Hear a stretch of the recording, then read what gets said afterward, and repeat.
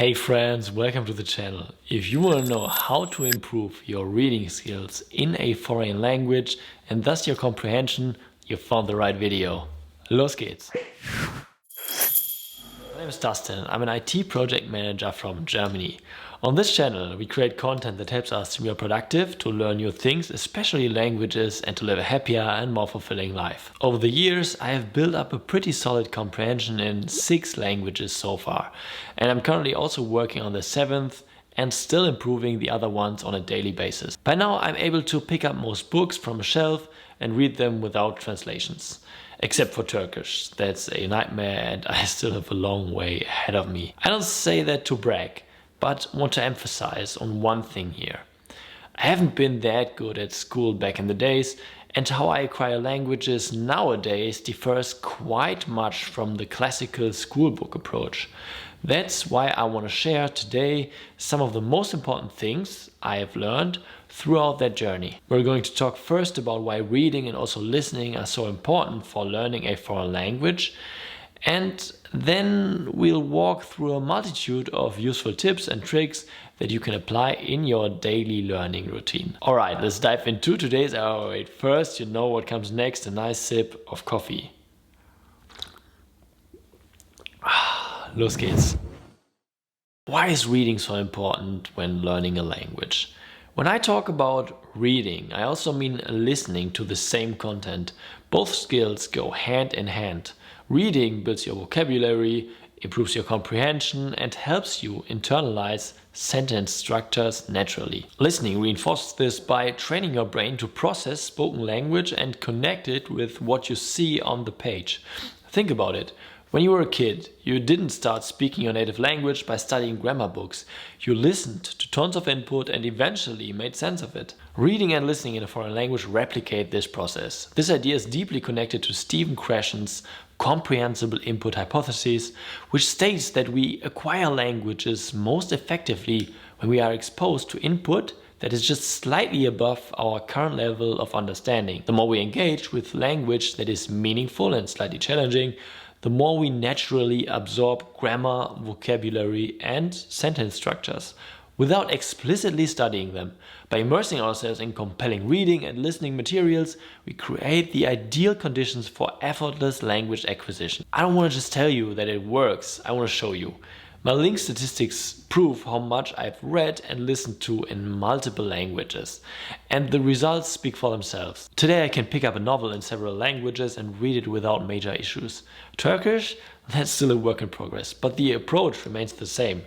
If I can do it, you can do it too. Tips and tricks for effective reading. First, make it a habit. Building any skill requires consistency. The easiest way to do this? Attach your reading habit to an existing routine. For example, you could choose a specific time where you do something. So you read for 15 to 30 minutes before bed every night. You could choose a specific place to connect it to. So have a cozy reading spot that signals to your brain it's time to dive into another world. Like having a favorite armchair where your book is placed right next to it and no digital devices are allowed except the ebook reader maybe. Or to connect it to a good feeling, pair it with something enjoyable like a warm cup of tea or relaxing background music. If it is something you look forward to, then learning will become a true pastime activity. It doesn't have to be a strain. Then make sure the content is comprehensible. You should be able to understand at least 70 to 80% of the material without stopping too often. If it is too hard, it will just be frustrating. Here's how you can make content more accessible. So first of all, have a look at children's books and comics with simple vocabulary, engaging stories, and much more. You could look at apps like LingQ, for example, that offers you instant translations and helps to keep the flow going. You can use dictionaries, but I would use them sparingly. Don't stop for every single word. Then language islands. Pick familiar topics so you have context. And then only read and listen to content within that specific topic or group until you have become familiar with it before moving on to the next island. Then you have parallel texts Those are reading books that have a side-by-side translation that can help to bridge gaps in your understanding. There are printed books that offer this, called graded readers, or you can also find digital solutions. You can also use apps like LingQ, which provide their text with their translations and also audio to listen to. Or another source of content is Interlinear Books, which is a page that offers text with translations right next to them in multiple languages. Then use simplified versions. Many classic books have been rewritten for language learners with greater difficulty. Or also you can use a link that offers the functionality to make text easier using AI. Have a look at subtitled content. So watching shows or videos with subtitles in your target language reinforces also your comprehension and allows you to see words in context. Also make sure the content is compelling, and I can't emphasize on that enough. If you're not interested in what you're reading, you won't stick with it. Think back to school, how hard it was to read those boring textbooks, right? So now as an independent learner, you have the freedom to choose.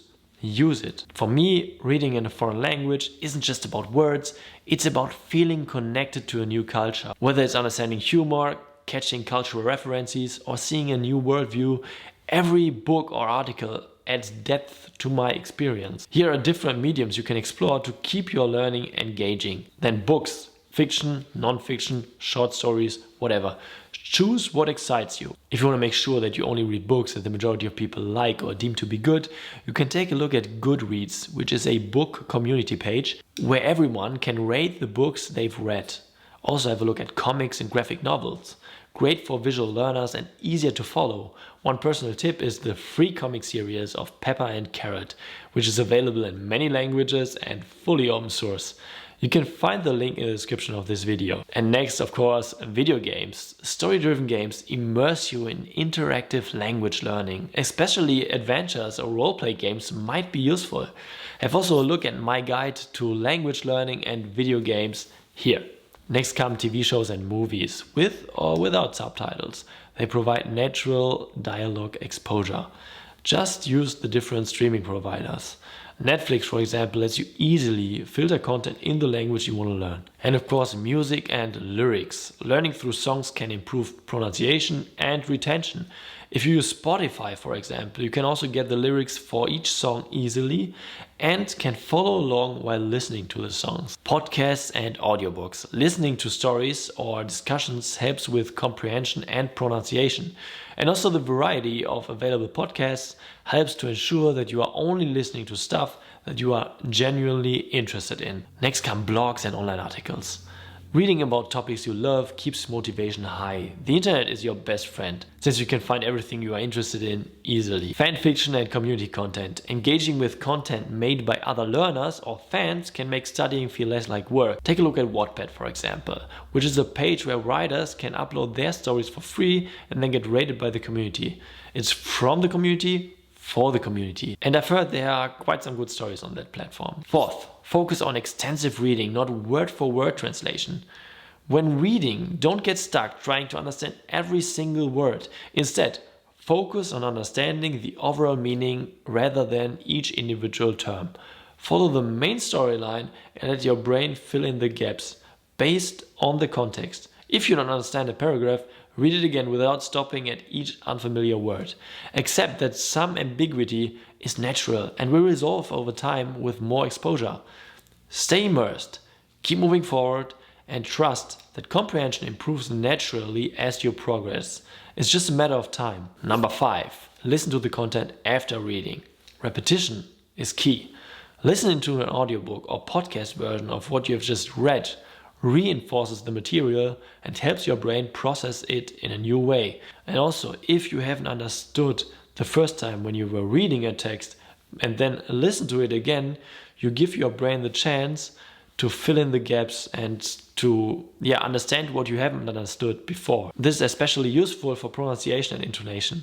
I, for example, have listened to the short stories in LingQ sometimes more than 50 times each in order to internalize the content and to give it the opportunity to wash over my brain. 6. Interact with the content. Want to boost retention? Engage with the material.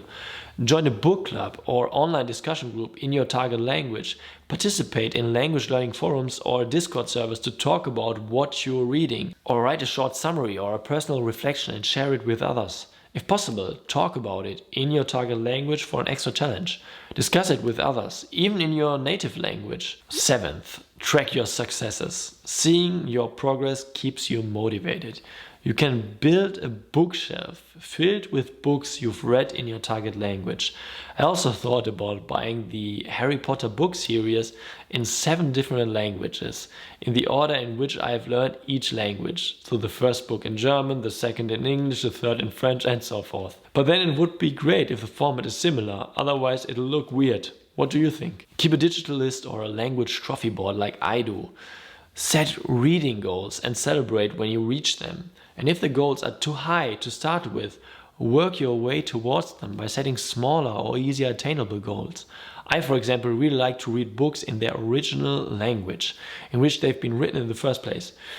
And those books, which are often not that easy to read, are then long-term goals towards which I work by reading easier books first. For example, at some point I really would like to read Don Quixote and also Cien Años de Soledad in Spanish. But in order to do so, I have to read many easier books first. And I'm on my way to become able to actually read those books.